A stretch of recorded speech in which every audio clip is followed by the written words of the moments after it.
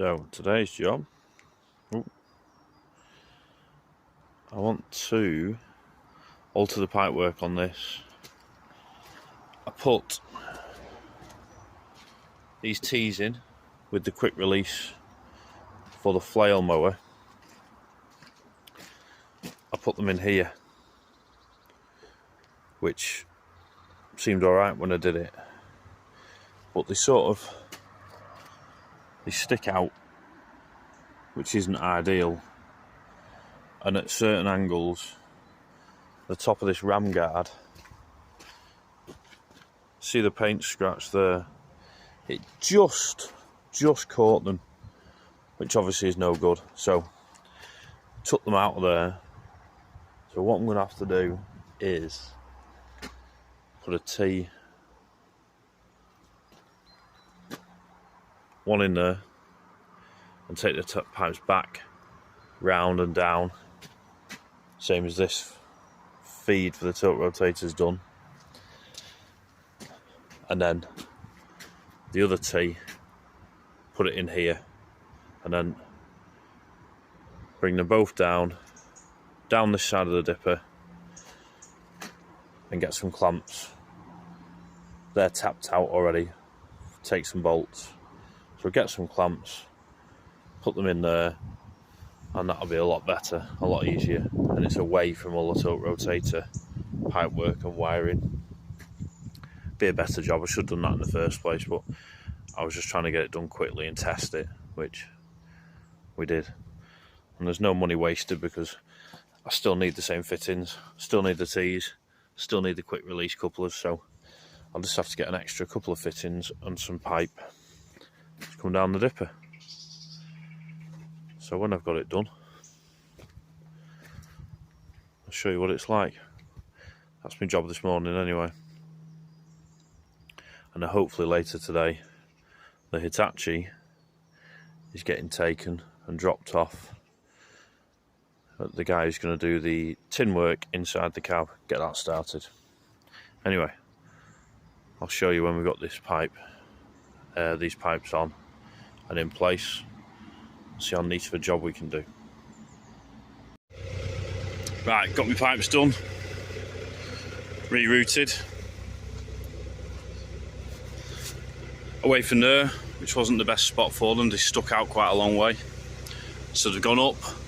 This side's gone up, over the boom, down, and then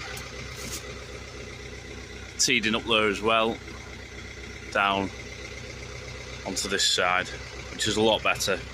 I do need to flip that T upside down to give us a bit more slack on the pipes. They're a bit tight there, but it's not too bad. That's the job done, permanent, and I've just jump started the Hitachi to get that taken up, only about 3 or 4 miles up the road. So the guy who's going to do the tin work inside the cab for me. Unfortunately, I think I might have to leave it running on the low loader, which I don't really like doing, but you can see it in here, lights of that, you know, just wants a good going over, making right. Above the door it is bad,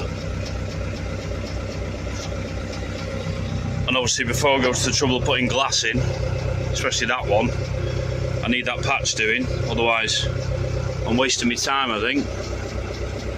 So yeah, get this dropped off for him to do that. Yeah, happy days, fingers crossed.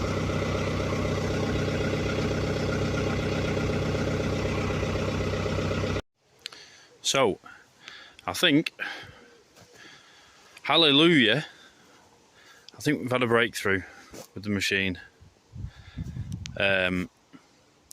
Fitted a new radiator, got made for the machine. I'll just, you couldn't dig. You're gonna wait there, shut this door so we can see it.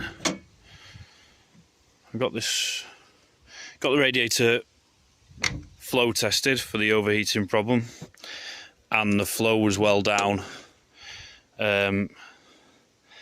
And the guy who did it, who specialises, obviously, said that really the aluminium core radiators aren't the best. So we have got a brand new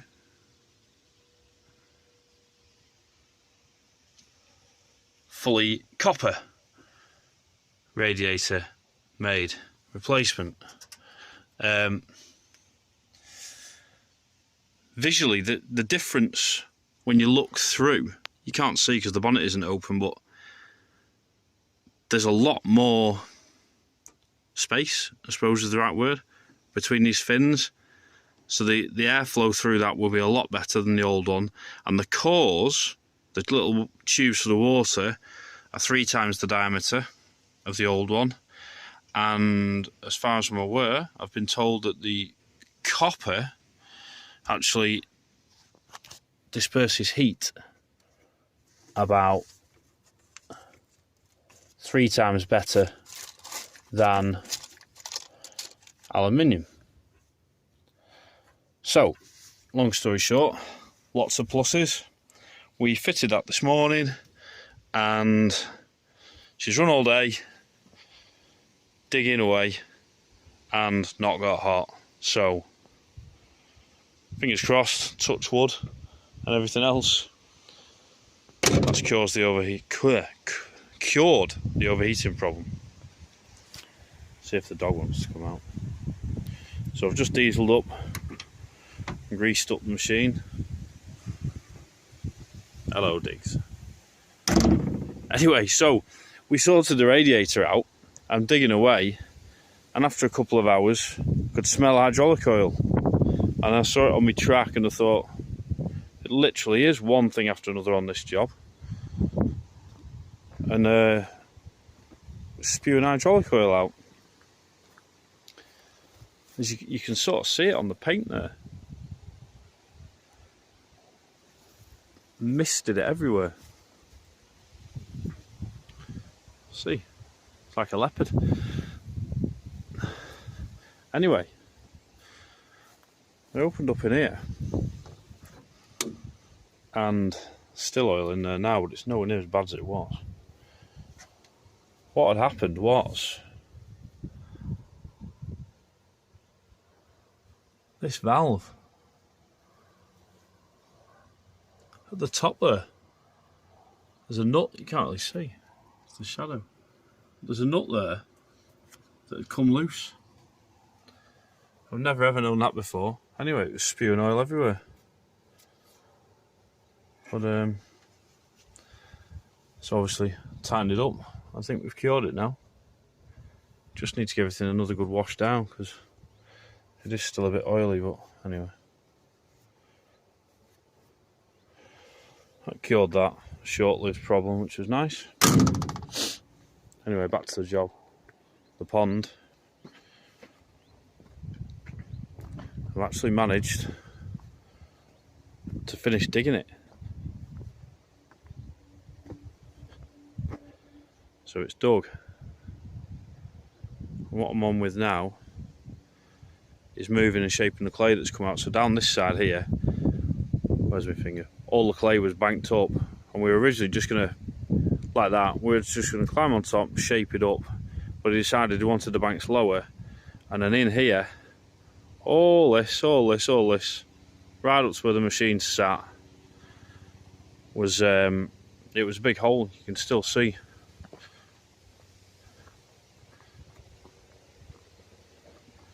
It's quite deep. Off the edge there. See that to this side, I think. Probably 5 foot. So we've used the material to reclaim this ground, and this is going to be a spot where this corner wants to put some glamping pods and maybe one day a lodge. Well, you can see why, because when you look across, what a brilliant view. You know, looking across this pond really will be a nice spot to be. So anyway, we're going to fill that in, finish filling that in the morning, and then keep going. Follow the dog. He's off for a drink. Yep. And to get mucky just before we go home, obviously. So yeah, come down. I mean, all this, it's a big wide area. It's probably 30 foot. So in terms of just getting a few tents all down this edge, all camping on the edge of the pond there, a brilliant, good idea. I think he's going to maybe lean more towards the glamping and camping than the fishing, because I think he'll see a better return. And I mean, I think it'd be a bit less murder, but I could be totally and utterly wrong. The water's very, very clear. Looks nice. If you can keep it like that.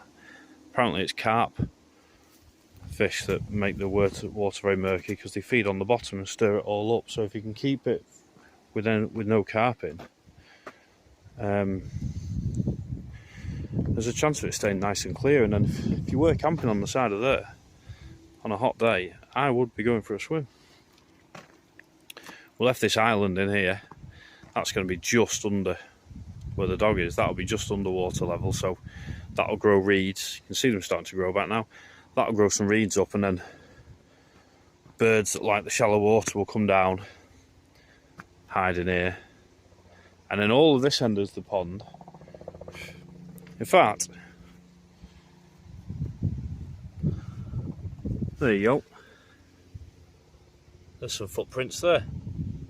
So there's already some wildlife and wetland type birds coming in and having a look. So all this end's a lot shallower, and it leads into the huge, well, I say huge, leads into this nice big reed bed all along there at the back. That's all a reed bed. So this shallow section, we're hoping it'll be full. Look at the reeds coming back on the edge already. That'll be full of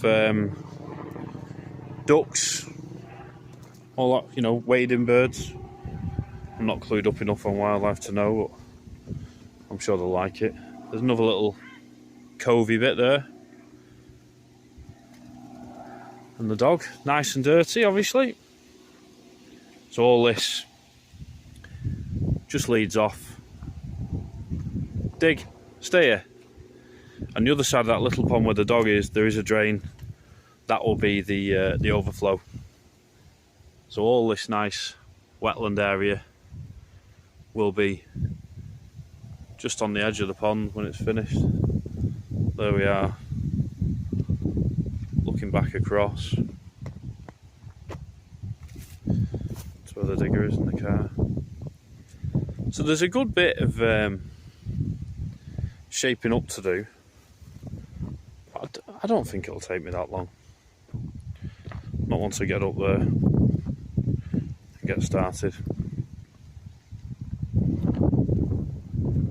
Another little deeper spot there. It's quite a big hole when you stood here looking back. Anyway, that's what I'm up to. Really, really, really pleased that the digger's run all day with the new radiator and not got warm. So, touch wood. That's what the problem was. Dogs had a nice little swim there before getting back in the car.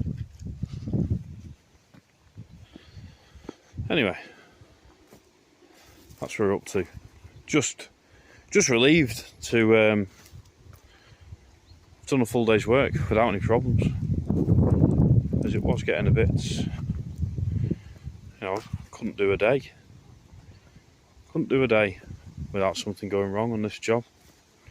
So hopefully we've turned a corner. I'd absolutely love a little dozer, because where the dog is there, I could pinch some material off that, push it to fill this hole in. And on jobs where I've only got the digger, because the ground was a bit soft for the dumper, I'm throwing the muck up, then I'm throwing it again and again and again. If you had a little dozer, you could throw it up and then push it out with the dozer in no time. So that'll be on my wish list. I did used to have a Komatsu D31. Really good machine in hindsight. I I wish I'd never sold it, but I didn't know at the time how rare they were or how useful it'd be, and well, back then I didn't have any work for it really. But now obviously it would have been worth double what I sold it for then. That's the way it goes, isn't it? But yeah, little D3 is a great little tool, and for stuff like this would have been absolutely superb. I don't know how you'd have got on though. It is fairly soft, you can see. Tracks are sinking in there. That's only from parking it up. That's not even from actually digging anything. So I think it would have probably needed some wider pads on it, but would certainly be a good tool, and would have made this job a lot quicker and efficient. Not that it would have really mattered. I'm getting paid either way, but yeah, I would love a dozer again. Great tool. Right, that's me. We're filled up with diesel, greased up, ready for the morning. Carry on down this side and hopefully get shaped all the way down this edge tomorrow, and then just leaves that side, which there isn't actually that much to do over there because he's not as fussed about claiming the ground back over there. Well, he's not today. He might be on Monday. We'll see how we get on. Anyway, that's what we're up to. Thanks for watching, and we'll have another look next week.